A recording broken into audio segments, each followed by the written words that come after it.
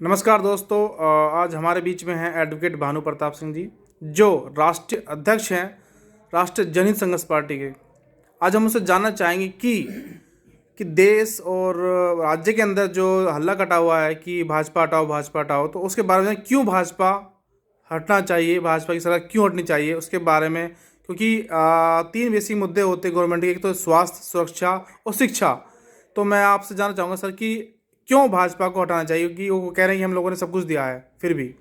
जिन तीन बातों को आपने बताया है कि स्वास्थ्य, शिक्षा और सुरक्षा, तीनों का बेड़ा गर्क कर दिया, इसलिए भाजपा को हटाना चाहिए। कैसे? देखिए कैसे कर दिया है। आप देखें, शिक्षा को 2 साल से स्कूल बंद हैं, कॉलेज बंद हैं, यूनिवर्सिटी बंद हैं। ऑनलाइन शिक्षा तुम दे रहे हो, मात्र 23% बच्चे शिक्षा ले पा रहे हैं। 77% बच्चों को शिक्षा मिल ही नहीं पा रही है।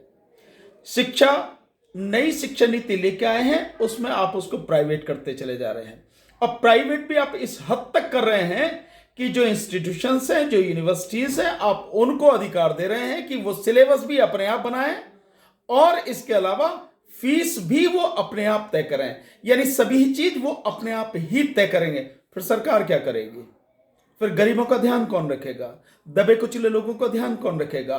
शिक्षा की नीति बिल्कुल एक समान हो, ये कहां से हो पाएगा जब हर इंस्टीट्यूशन अपने हिसाब से सिलेबस तय करेगा, अपने हिसाब से फीस स्ट्रक्चर तय करेगा।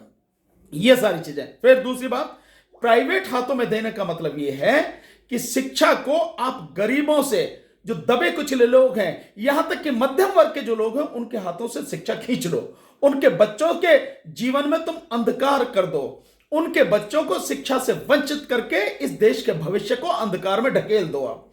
ये है। इसलिए तो जहां तक शिक्षा की बात है, वो स्थिति ये है। इसके अलावा आप देख रहे होंगे, आपने पीछे भी देखा होगा कि कई मेडिकल कॉलेजेस ने, इंजीनियरिंग कॉलेजेस ने अपनी जो फीस है, वो फीस 7-7, 8-8, 10-10 गुना तक बढ़ा दी गई है। मतलब किसी चीज की कोई सीमा होती है, लेकिन इनके राज्य में कोई सीमा नहीं है। और वो भी बीजेपी शासित राज्यों में हुआ ही। विशेषकर आप उत्तराखंड का उदाहरण भूले नहीं होंगे। वहां जो मेडिकल कॉलेज में पढ़ रहे बच्चे हैं, उन्होंने जब फीस इतनी बढ़ा दी गई तो किस तरह से उन्होंने आंदोलन किया, कोर्ट तक उनको जाना पड़ा।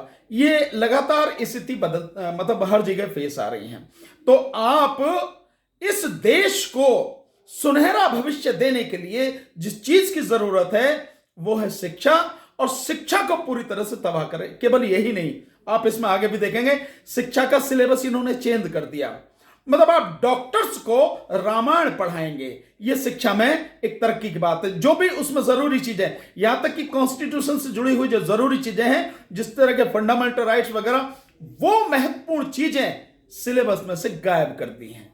तो एक तरह से शिक्षा का भगवाकरण किया जा रहा है, इतिहास को बदला जा रहा है, और गरीब बच्चों के हाथ से शिक्षा निकल जाए उसकी व्यवस्था की जा रही है। और अब जो इस बजट में 200 नए चैनल जो खोलने की बात की गई है, शिक्षा जिसमें देंगे, बताया जा रहा है कि अलग अलग भाषाओं में शिक्षा देंगे। वो शिक्षा नहीं देंगे, वो शिक्षा देंगे भगवा की। जो भगवाकरण देश का वो करना चाहते हैं, उसके लिए वो सारी चीज है। तो जो आज की तारीख में मीडिया के माध्यम से वो परोस रहे हैं झूठ, वही झूठ, उसी तरह से मैनिपुलेटेड शिक्षा, और एक व्यक्तिगत एक मुद्दे को लेकर, ये यूं कहें कि अपनी इंटेंशन को लेकर, जो उनका अपना जो लक्ष्य है उसको लेकर, और वो लक्ष्य हिंदू राष्ट्र, उसके तहत वो शिक्षा देने की कोशिश करेंगे। देश की बेसिक शिक्षा का बेड़ा गर्क कर देंगे। इसलिए भाजपा को जड़ से उखाड़ के फेंकना जरूरी है।